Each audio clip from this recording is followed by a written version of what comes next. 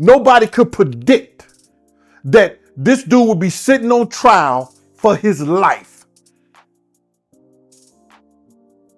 It just wasn't in the cards. That's the one. I think that we just got caught up. I think we all got caught up in a moment. We was talking about it and having secret. The FBI didn't just leak a name or two. They dropped an entire roster, a list, entertainers, legacy brands, cultural icons, and now they're missing, vanished, escaped, fled. The second whispers started swirling that Diddy's release was no longer a matter of if, but when. Hollywood flipped its panic switch. Private jets screeched out of Van Nuys and Teterboro under cover of moonlight. Tails were ditched, burner phones lit up, and handlers scrambled to book last-minute flights to Dubai, Switzerland, even parts of West Africa. It's not a movie. It's not a metaphor. It's real. The exodus has begun. What do you mean by that? You give up your ability, your right to being a man. A man don't take it, a man gives it. So when you give up that man card, you don't get that back. Are you saying what I think? And it's not just panic. It's guilt, fear, remorse, self-preservation. Because whether you were deep in the inner circle or just sipping cocktails 2 degrees from the chaos, Diddy's shadow loomed large over the industry for decades. Now that shadow's stretching wider with the trial ending in a split verdict and his release on bail imminent, insiders say Diddy has been reviewing tapes, lists, conversations, names. Some say he's got receipts from years ago, saved footage, handwritten notes, anonymous testimonials gathered by private investigators on his payroll. Hollywood isn't just running from trouble. They're running from a man they once called family. Also, too, his sons are actually involved in the music industry, to which before he was arrested, his son made a rap song really questioning the federal government, really questioning potential witnesses to go forward against his father. So when you tie all those things together, you look at the social media dynamic, the social currency. We've confirmed that the FBI leak includes some jaw-droppers. Jay-Z is reportedly in the south of France, not just on vacation, but according to one source, positioning for negotiation in case Diddy starts naming names. Jennifer Lopez, rumor has it she had a private pilgrimage to Mexico, seen at a discreet spiritual compound near Oaxaca. Usher, one moment he's headlining in Vegas, the next poof. His team says it's a break. Others say it's a tactical withdrawal. But perhaps most baffling is Justin Bieber, whose sudden silence has alarmed even those close to him. He's ghosted the press. His publicist has issued no formal comment. And yet, someone caught sight of him boarding a jet in Vancouver, heading where? No answers yet, only questions. That was all the people that went to the Puffy parties. That was all the people that did all those things thinking that there was never going to be a consequence for what they were doing. Got punked out and pimped out by some greater desire. You shouldn't have a greater desire than being a man. So I believe that's a big problem with a lot of the actors out there because they get fluid. And next thing you know, once you go fluid, it's gone. What does Diddy have on them? Or is the real question, what did they allow to happen when the cameras weren't rolling? The buzz now isn't just about the trial. It's about the so-called revenge list. That's what insiders are calling it, a hand-curated dossier Diddy's kept since the late 2000s. The betrayals. The ones who cut ties when things got sticky. The quiet denials, the public disassociations, the whispers to prosecutors. One former assistant claims that Diddy once told him, "A man who forgets who ran when the bullets flew deserves to meet me again when I'm holding the gun." He meant metaphorically, maybe, but the sentiment rings cold. Now that he's got time, resources, and motive, that list might not stay metaphorical for long. People forget this wasn't just about glitzy events and velvet ropes. These parties, they were orchestrations, elaborate sets where reputations were bought and buried. Witnesses have described rituals, initiation games, secret rooms, blacked out phone pouches, rules whispered behind closed doors, and yet some came back again and again for what? Fame, power, leverage. Get it? So you see some guys struggling with that. You see Bieber struggling with that. You see some of these guys struggling with that. They can't get it out of their head. They can't get it out of their head. Terrence Howard broke ranks first a few months ago. He stunned viewers on a podcast with the kind of story that sounds like a fever dream until you realize it's part of a bigger pattern. He described being invited by Diddy under the pretense of acting lessons only.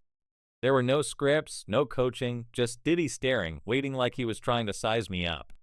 Terrence recalled the most chilling part, the silence, the absence of intent, as though the whole thing wasn't about a lesson. It was about a test, about control. Did you ever have the opportunity where you got invited and you said no to it? Hell yeah. What was the Hell consequences yeah. when you said no? Puffy invited me for weeks, asking me to come and teach him how to, wanted me to be his acting coach for a while. Go there and he's sitting around just looking. I'm like, okay, what's the material you want to work on? He's just looking at me. Then next thing you know, okay. Terrence didn't bite. He left, and now he's naming names. His warnings about men who give up their man card at Diddy's parties aren't just jabs. They're confessions wrapped in caution tape. He says once you do that, you go fluid. And once you go fluid, it's gone. What he's really saying, once you give into that world, you don't get yourself back. And judging by who's fleeing now, some are only realizing that too. Help me, I want to hear your music. So I come over there and I play the music, and he's sitting there just looking at me, like waiting. Okay. So then my assistant was like, he wants to hang out with you next week. And I was like, for what? He's like, I think he's trying to fuck you.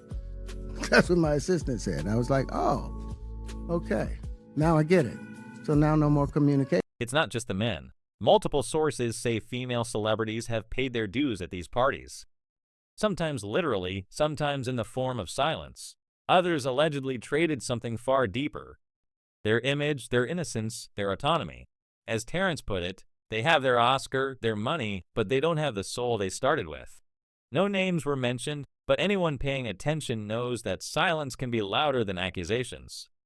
Now you know to be hands off with somebody. A number of producers come in to make the approach, and you threaten to punch them in the mouth, or threaten to knock their head off for talking to you or looking at you like you're a woman.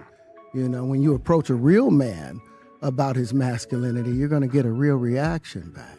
It's a difference when a guy walks in a room and when a man walks into a room. And a man don't take the same things that a guy will accept. And if you think this is all just cryptic philosophy, think again.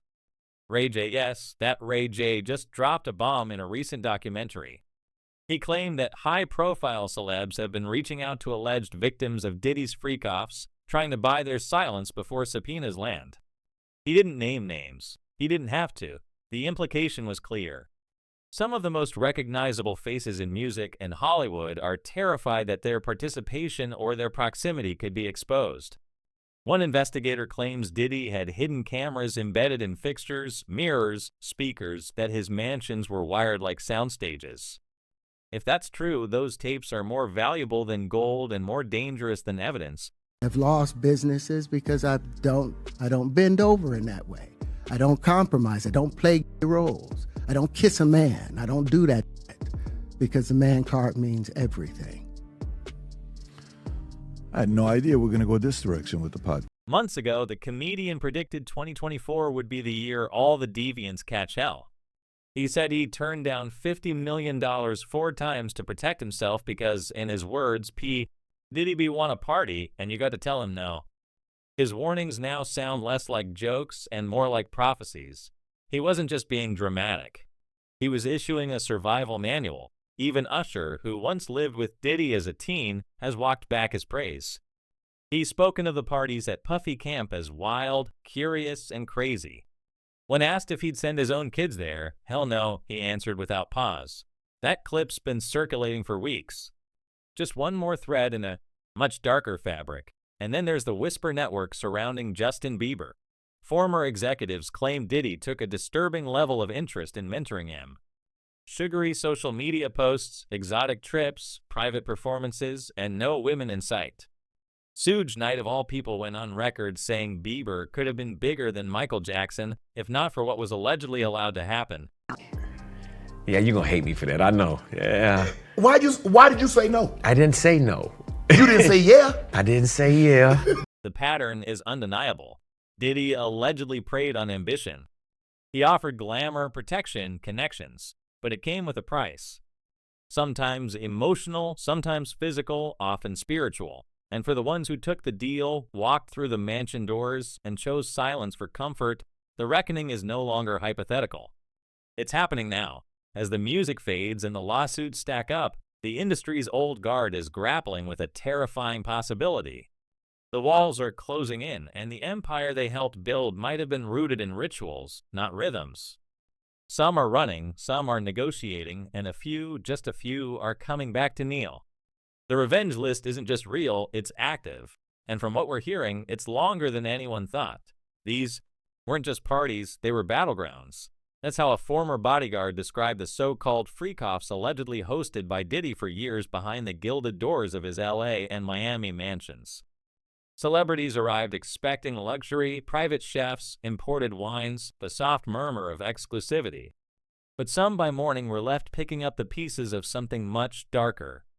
The guest lists, some of which were reportedly recovered during the federal raids in March, weren't just names. They were warnings, singers, actors, models, billionaires. And now, as Diddy's release looms closer, those names are being protected like nuclear codes. One, I didn't have a big brother, and my dad wasn't there in my life as a kid. So all these experiences just readied me for life. Multiple insiders now claim that these events were not only filmed, but organized to be filmed. Hidden cameras disguised in mirrors, vents, furniture. Some say it was about leverage. Others say it was control. If true, then this was never just about indulgence. It was infrastructure, a system designed to create obedience through exposure, which begs the question, was loyalty bought or blackmailed? We've heard the whispers for years, stories of a mysterious upstairs room in Diddy's LA mansion locked from the inside. Guests called it the vault. According to a former employee, this was the room where the footage was stored. Drives labeled, cataloged, organized by year and by face. None of this has been officially confirmed, of course. But when we consider how many stars have suddenly gone silent, how many powerful names have reportedly left the country without comment, does it even need to be? So greater than just being an artist, that man helped me understand life. He helped me understand what it was to be an artist. He helped me understand what it was to be passionate about something. One veteran producer told us, "You didn't say no to Diddy's invitation. If you said no, you weren't working that year." So people came. Some stayed for 10 minutes. Some stayed until sunrise. But the thing no one can forget is the mood shift. When things started going from playful to strange, that's when the phones disappeared. That's when the contracts came out. And yes, multiple sources confirmed that NDAs were required. Some even signed mid-party, but it wasn't the legal paper that kept people quiet. It was the fear. Not everyone ran. In fact, a few have done the opposite. In the past several weeks, we've seen a growing wave of celebrities stepping forward with carefully worded public statements of support. Old collaborators posting throwback photos, former partners calling for respect for due process. Are they loyal or just scared? Is this solidarity or self-preservation? You mentioned L.A. Reid sent you to New York and you live with P. Diddy. They call it Flavor Camp. Flavor Camp, yeah. So what was that experience like and how did that help? Take Mary J. Blige. She hasn't been named in any investigation, but her recent social posts hint at something more than nostalgia. Fans noticed a photo of her with Diddy from 2005 caption simply with a broken heart emoji and the word forever. Then there's French Montana, who's remained vocal in defending his longtime mentor, calling the situation a setup on multiple live streams. But what about those who aren't talking? We've reached out to over a dozen known associates. Most declined to comment. A few responded with cryptic one-liners. One simply replied, "This town runs on silence." And then there's the strange, surreal spiral of Terren Howard. His podcast interview with Patrick Bet-David lit a fuse under a conversation Hollywood has tried to keep buried. He didn't just accuse Diddy of making an advance. He called out an entire culture, one where success is handed out in exchange for silence, submission, or worse. Howard claimed Diddy asked him to teach him how to act. But when he showed up, there was no script, no scene work, just prolonged eye contact and uncomfortable energy. When he told his assistant, they replied, "I think he's trying to F you." But the more explosive part of Howard's comments wasn't about himself. It was about what others had given up. He said, "When you give up your manhood, I've never seen somebody recover from it." He talked about celebrities, both men and women, who sacrificed their dignity to get ahead. They have their Oscar, their money, but they don't have their soul. And judging by the eerily synchronized silence from many A-listers, maybe he wasn't wrong. Meanwhile, rumors about initiation rites at Diddy's parties have only grown louder. Multiple sources, including former dancers and assistants, describe ceremonial moments. Guests being blindfolded, led through strange rituals, asked to do things to prove loyalty. Some were filmed, some were threatened, others were offered luxury cars or record deals shortly after. And in a few cases, it's been suggested that those who refused the ritual were blacklisted from the industry completely. And look, Justin is a fragile guy, and I don't think that's, I don't think that's a secret. I mean, we've seen that over the years. He was, great at a point and then just went downhill, came back up, went downhill again. So it does yo-yo, but what we're being told is, he's almost... Is that why we haven't heard from certain names in years? Could it be that turning down Diddy wasn't just a career choice, it was exile? We can't ignore the growing weight of speculation surrounding Justin Bieber. The videos of him spending 48 hours with Diddy as a teen have resurfaced again and again, each time sparking new questions about who was really in control of that relationship. Diddy himself said in the clip he's having the time of his life. But was he? Former label reps have remained uncharacteristically tight-lipped, and though Bieber has refused to comment, a closed source recently hinted that he's not ready to talk publicly, but the day may come. There's also the bombshell from Suge Knight, who claimed point-blank that Bieber was exploited by grown men in his early career, that he was exposed to substances and situations no young performer should face. These allegations remain unverified, but they've only fueled speculation about who knew what and who did nothing. And then there's Ollie Carter. Her story, once dismissed by some as internet fiction, is now being re-examined in chilling new light. She claims she was trafficked through the entertainment elite as a minor, that she was brought to Diddy's events not as a guest, but as a pawn. She called them satanic ritual orgies, not just parties. And though many are quick to write off her story, others now wonder if even half of what she says is true. What else has this industry covered up? Even Ray J, in a moment of either courage or recklessness, admitted that multiple high-profile celebrities have reached out to him, terrified. According to him, some are paying hush money to victims before their names get dragged into court. I don't even know why I just said it. He admitted, but I said it. So what? He didn't name names, but he didn't have to. In a town like this, silence is a language, and Ray J just broke protocol. We're watching an empire rot from the inside out. Diddy's trial may have ended with a split verdict, but the ripple effects are still crashing through the walls of the entertainment world. The upcoming sentencing could put him away for years, or it could mark his comeback. And if he walks out of that jail cell ready to talk, we could be looking at the most explosive chapter yet. What happens when the man with the keys to the kingdom decides to burn the castle down? Who survives, who gets named, and who scrambles to cut a deal before the spotlight swings in their direction? But what if Diddy doesn't talk? At least not to prosecutors or press. What if the real plan isn't confession, but conquest? Multiple insiders have begun to float a theory that's as unsettling as it is plausible.